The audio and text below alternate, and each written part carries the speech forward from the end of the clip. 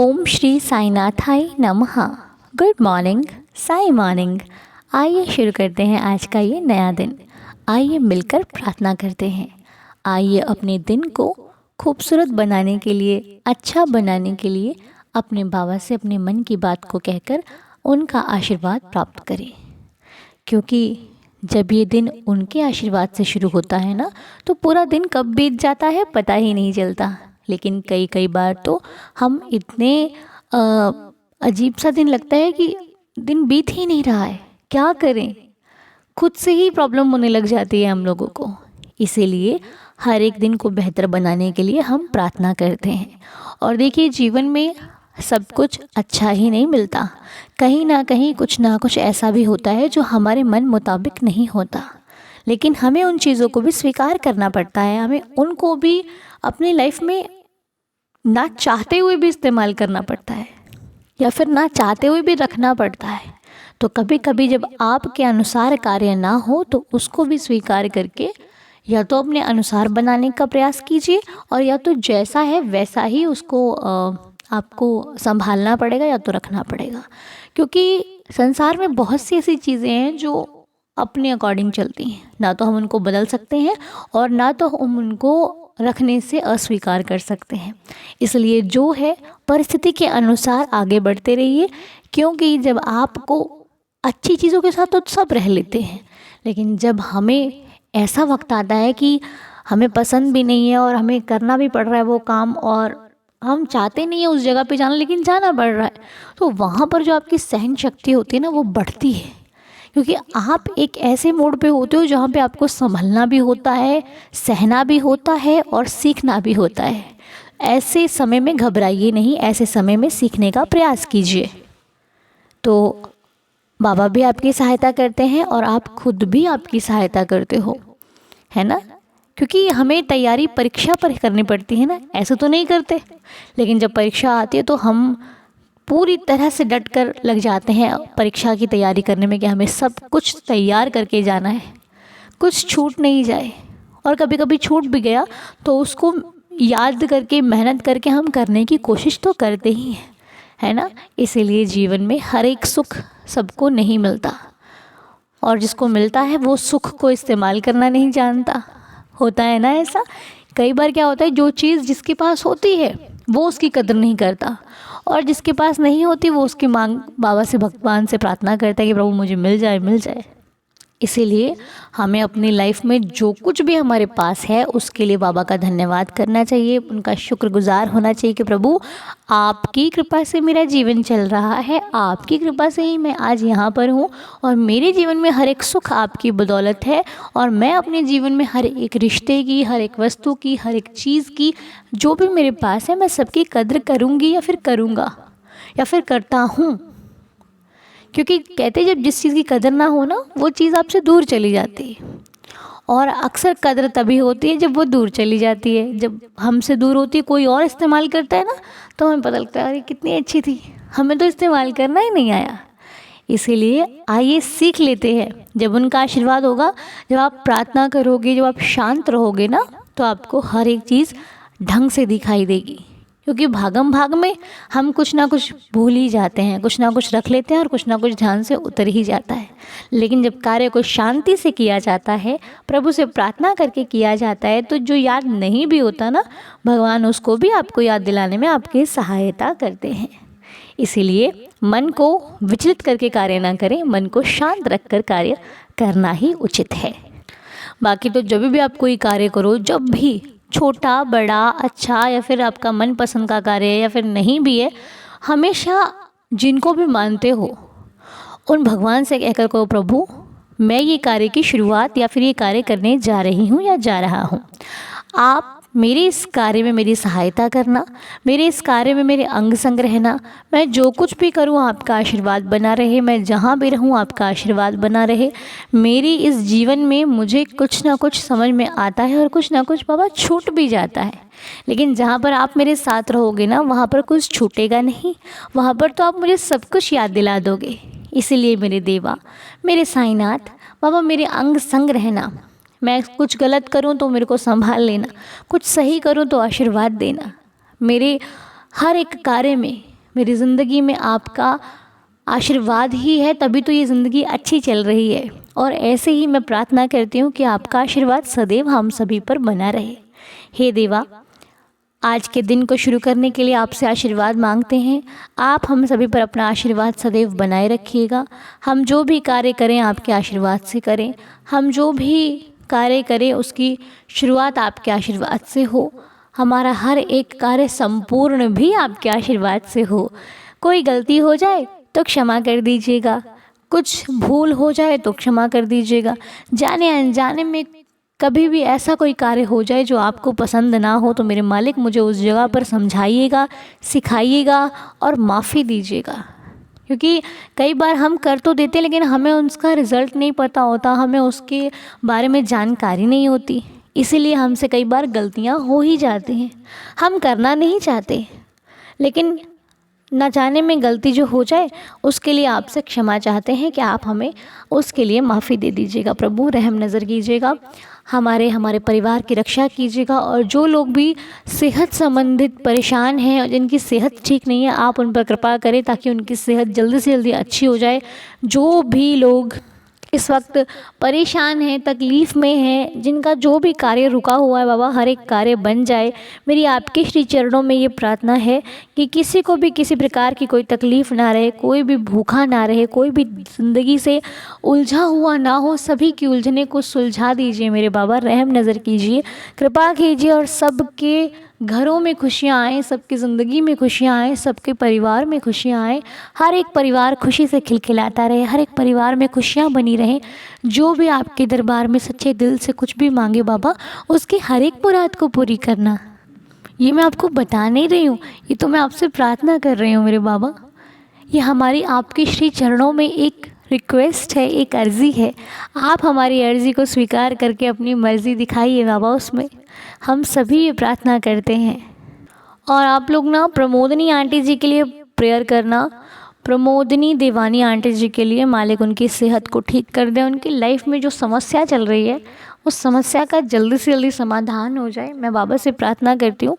और कल कमेंट में मैंने पढ़ा था, अब मुझे ध्यान नहीं है नाम का, नाम नहीं लिखा था, उन्होंने लिखा था उनकी मम्मी की तबीयत ठीक नहीं है, तो आप लोग प्लीज़ प्रेयर करना और मालिक उनकी मम्मा को ठीक कर दें, उनकी सेहत अच्छी हो जाए, आंटी जी बिल्कुल स्वस्थ हो जाए। हम तो श्री चरणों में बाबा की यही प्रार्थना करते हैं, बाकी बाबा सब संभाल लेंगे, चिंता फिक्र ना करके साईं जी पर भरोसा रखें।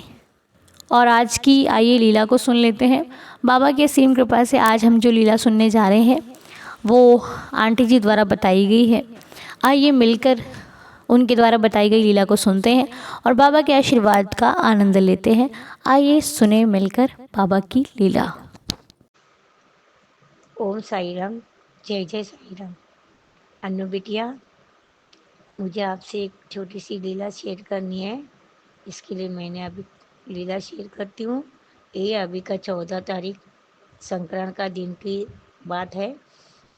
मैं कभी घर से बाहर नहीं निकलती क्योंकि मुझे बराबर दिखता नहीं, दूल्हा दूल्हा दिखता है, इसके लिए मैं घर से कभी बाहर निकलती नहीं। अगर गई बाहर तो कोई भी मेरे साथ में रहता है, यानी मेरे पति, मेरे बच्चा, मेरी बहू रहेगी तो ही मैं बाहर जाती हूँ, नहीं तो बाहर नहीं जाती थी। पर उस दिन 14 तारीख को मैंने पूजा का सामान लाने को, सब्जी लाने के लिए बाहर बाजार में गई, तो मेरा पति बोला आप मत जाओ, मैं जाता हूँ। मैं बोला नहीं, आपको नहीं समझेगा, मैं लेके आती हूँ। ऐसा बोल के मैं निकलने के टाइम पर बाबा के फ़ोटो के पास खड़ी रही। मालूम है, वो द्वारका माई का फ़ोटो मैंने आपको भेजा था व्हाट्सएप पे, वही फ़ोटो के सामने खड़ा रह के मैंने बोला बाबा मैं आज भाजी लाने, सब्जी लाने को, भगवान की पूजा का सामान लाने को जाती हूँ, आप मेरे साथ चलो, मेरे पास ही रहो, मेरे साथ ही चलो। ऐसा बोल के बाबा का पैर को छू के मैं घर से बाहर निकली। तो बिटिया मैं सब्जी लाने को गई, सब्जी लिया, बस भगवान का सामान, पूजे का सामान सब लिया। आने का टाइम पर एक सब्जी वाले के पास मैं खड़ी रही थी। वो सब्जी वाले को बोले भाजी दे दो, तो वो भाजी का पोटली उसके बाजू में ही खड़ा था, अपन वो ढूंढ रहा था भाजी किधर है किधर है, नहीं है लगता है। मैं बोल देखो ना बेटा, भैया मेरे को चाहिए वो भाजी। तो वो ढूंढने लगा सब्जी, तो उसको मिला बाद में, 5 मिनट के बाद में उसको भाजी मिला। तो मेरे को बोला देखो आंटी वो है, लेके जाओ। तो मेरे को दिया, तो उधर बाबा ने उसको उधर रुकाया था, मुझे भी उधर रुकाया था बाबा।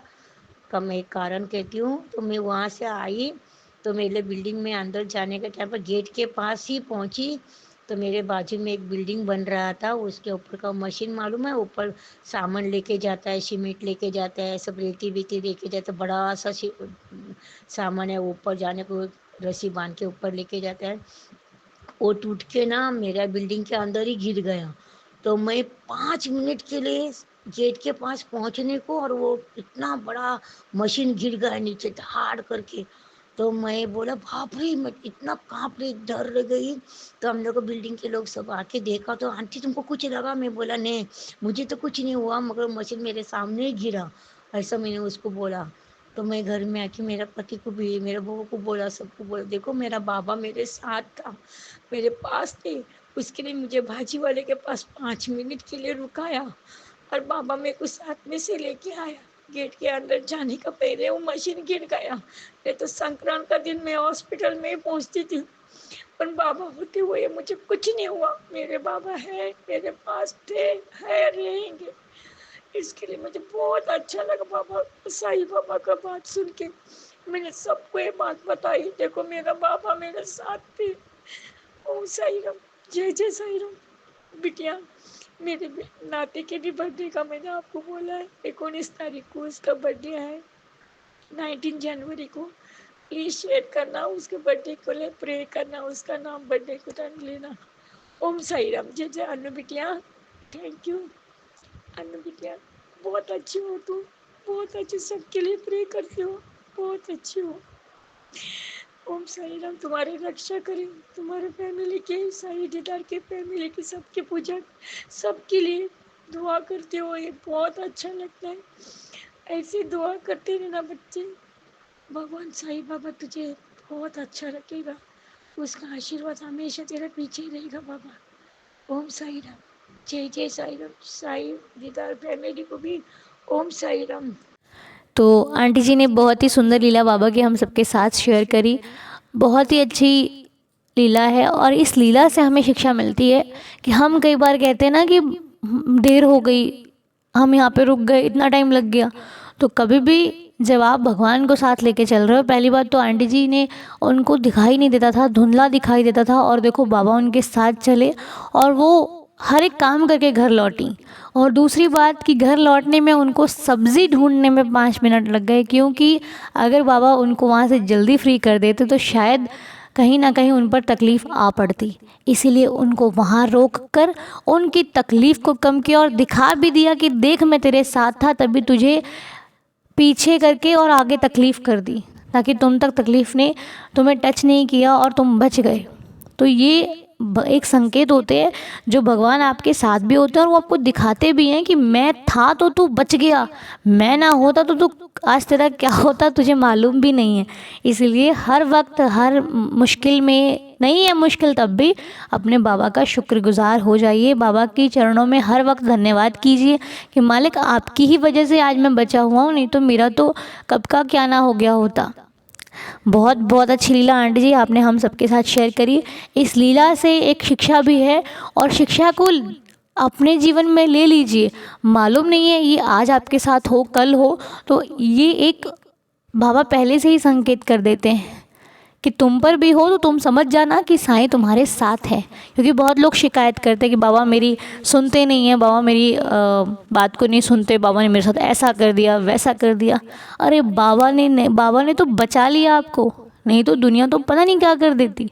इसलिए शुक्रिया किया करो, शिकायत मत किया करो। शिकायत तो दुनिया करती है, भक्त होना तो उनका शुक्राना करो, उनसे प्यार करो, उन पर विश्वास रखो। तो आइए एक दूसरी लीला भी आपको सुनाते हैं। ये आंटी जी ने बताई लीला, और आंटी जी के पोते का बर्थडे 19 को था। आंटी जी क्षमा कीजिएगा कि 19 को ही लीला नहीं आ पाई, आज आ रही है। फिर भी बहुत बहुत बधाई हो आपको। मालिक से हम प्रार्थना करते हैं कि वो हमेशा खुश रहे, हेल्दी रहे, उसकी हर एक विश पूरी हो। हम श्री साईं चरणों में ये प्रार्थना करते हैं। तो आइए दूसरी लीला को सुन लेते हैं। राम, अनु दीदी और मेरे प्यारों भक्तों को, मेरा नाम स्वीटी राजस्थान से। मैं कुछ लीला बताने जा रहा हूँ। मैं साईं बाबा को लगभग 4-5 साल से मानती हूँ। मैं रोज़ पूजा पाठ करती हूँ, विश्वास रखती हूँ। मैं बस यही बोलती थी साईं बाबा को कि मुझे भी शिरडी आना है, कभी ना कभी तो बुलाओ, इतने साल हो गए हैं, एक बार तो दर्शन दो बाबा। फिर अभी 2024 में मैंने एक सपना देखा, शिरडी की गलियों में घूम रही थी, द्वारका माही देखी, बाबा का फ़ोटो देखा, वो छतरी के नीचे खड़े थे, वो वाला ये सब देखा। फिर मेरे हस्बैंड को न जाने क्या हुआ कि फिर उन्होंने शिरडी जाने का निश्चय किया। तो मैंने बोला ठीक है। फिर हमने टिकट करवाई। 2-3 दिन बाद उनका बर्थडे भी आने वाला था, जन्मदिन भी आने वाला था। फिर हम दोनों शिरडी ट्रेन की टिकट करवाई और दोनों शिरडी गए। वहाँ कुछ भी पता नहीं था, कहाँ क्या है, रूम वगैरह पता नहीं था। कोई लड़का आया, रूम दिलवाया, अच्छा सा 2-3 दिन तक रहे, घूमे फिरे, इतनी सुकून, इतनी शांति मिली कि बता नहीं सकती। फिर मैंने बाबा को बहुत बड़ा वाला धन्यवाद शुक्रिया किया। मैंने सिर्फ बाबा से समाधि मंदिर में गई, 11 वचन पढ़े और बाबा से 2 अर्जी लगवाई। एक मेरे सरकारी गवर्नमेंट जॉब लग जाए और दूसरी मुझे माँ और संतान का सुख मिल जाए, बस अच्छे से कोई भी संतान हो जाए। फिर शिरडी से वापस आए, घर पर आए थे। उसके बाद जो चमत्कार हुआ, हम दोनों की प्राइवेट जॉब लग गई। पहले हमारे पास जॉब नहीं थी, फिर उसके बाद प्राइवेट जॉब लगा दी बाबा ने। फिर 2-3 महीने बाद हमने पैसे जमा करके न्यू टीवी भी लाए, टीवी नहीं थी टीवी लाए। उसके बाद बाबा की कृपा से हमने इस दिवाली 2014 की दिवाली पर हमने न्यू बाइक भी ली। फिर पापा ने पैसे जमा करके हमसे बाइक भी दिलवा दी। मैं सोच भी नहीं सकती पापा ने क्या क्या किया। जितना शुक्रिया करूँ उतना कम है। पापा पर विश्वास रखना, पापा सबकी इच्छा पूरी करे, सबको खुश रखे, सबकी मनोकामना पूरी करे, सबकी तबीयत ठीक रखे, बाबा रक्षा करे। और मेरे प्यारे अनु दीदी को भी बहुत खूब खुश रखे, उनकी इच्छा पूरी करे, उनकी तबीयत भी ठीक रखे और उन पर कृपा हमेशा बनाए रखे। इतने प्यारे अनु दीदी, आपकी प्रार्थना सुनकर तो दिन बहुत अच्छा निकलता है। मैं डेली आपसे प्रेयर सुनती हूँ और मन को बहुत शांति मिलती है। ओम साई राम, जय साई राम मेरे प्यारे भक्तों को। तो स्वीटी जी द्वारा बताई गई बहुत सुंदर लीला बाबा की हम सब ने सुनी। बहुत अच्छी लीला स्वीटी जी, बहुत बहुत धन्यवाद आपका। बहुत अच्छी लीला आपने हम सबके साथ शेयर करी। बाबा जी ऐसे आपकी हर एक इच्छा को पूरी करते रहे, हर एक मनोकामना ऐसे पूरी होती रहे। और बाबा जो भी अभी तक शिरडी नहीं आए हैं, सभी भक्तों को शिरडी का बुलावा आए, सभी लोग शिरडी जाएं, बाबा का आशीर्वाद लें, बाबा का दीदार करें और बाबा के दर्शन करके सभी को वो सुख प्राप्त हो जो हर एक भक्त ने शिरडी जाकर अनुभव किया है। तो आइए मेरे साथ साथ आप भी 11 वचन पढ़ें। आज की 2 लीलाएं आपको कैसी लगी कमेंट में ज़रूर बताइएगा। और अब मिलकर पढ़ते हैं 11 वचन, फिर करते हैं आज की प्रार्थना को संपूर्ण। ओम साई राम।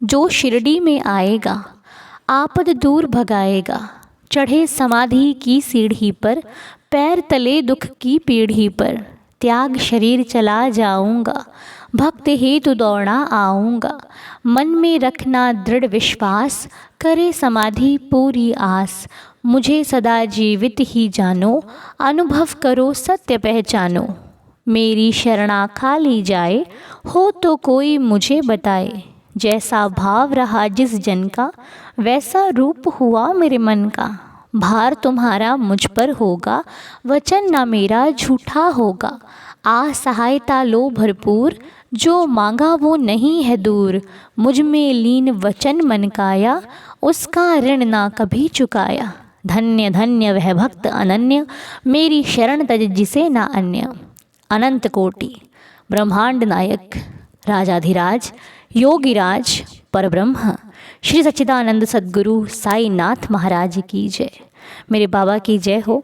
और ऐसे ही हर एक दिन हर एक भक्त के साथ लीला होती रहे, मैं बाबा से प्रार्थना करती हूँ। बहुत सुंदर सुंदर लीलाएं आने वाली भी हैं और यदि मैं भूल गई हूँ, आपने बहुत पहले मुझे भेज रखी है, तो एक बार फिर से मुझे याद दिला दीजिएगा।